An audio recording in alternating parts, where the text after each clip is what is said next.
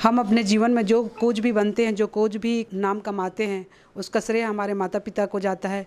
अगर माता के चरणों में स्वर्ग है तो पिता उस स्वर्ग का द्वार है। पितृदिवस में लोग कैसे अपने पिता को याद करते हैं। हमारे साथ अभी उपस्थित है रायपुर राजधानी के महापौर एजाज ढेबर।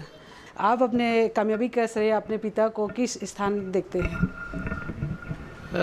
देखिए, जहाँ तक कि माता पिता की बात है, माता जरूर जन्म देती है और इसलिए उसको जगजननी भी कहलाती है माता। और पिता का हमारे जीवन में बहुत बड़ा रोल रहता है कि जब हम चलना सीखते हैं तो पिता की उंगली पकड़ के ही चलना सीखते हैं। मगर अभी हमने देखा है कि अभी के समय में ये माता और पिता का कहीं ना कहीं जो एक लोगों के जीवन में एक अमुक जो रोल हुआ करता था, वो अब लोग थोड़ा अपने माता पिताओं से अब अलग हो रहे हैं।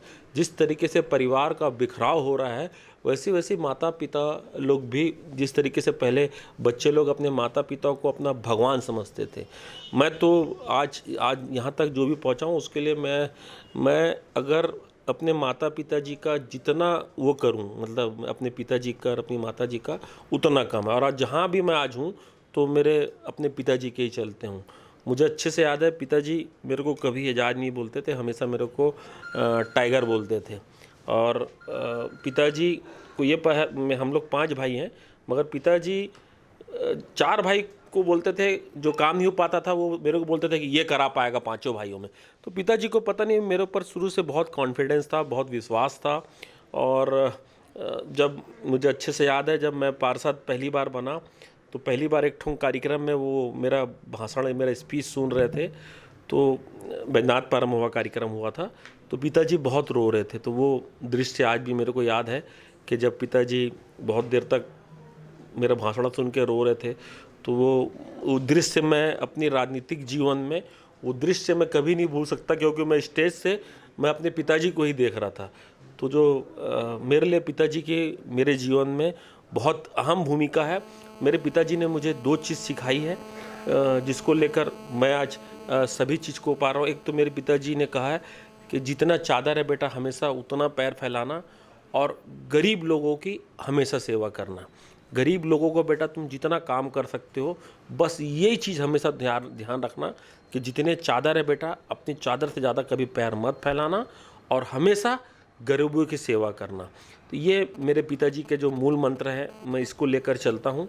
और शायद इसलिए हम लोग लगातार उनके आशीर्वाद से, उनके मार्गदर्शन में, उनको याद करते हुए हम लोग आज यहाँ रायपुर नगर निगम में काम कर रहे हैं। आपके जीवन में ऐसे कौन से पल है जिस पल को आप याद करके अपने पिताजी को भावुक हो जाते हैं?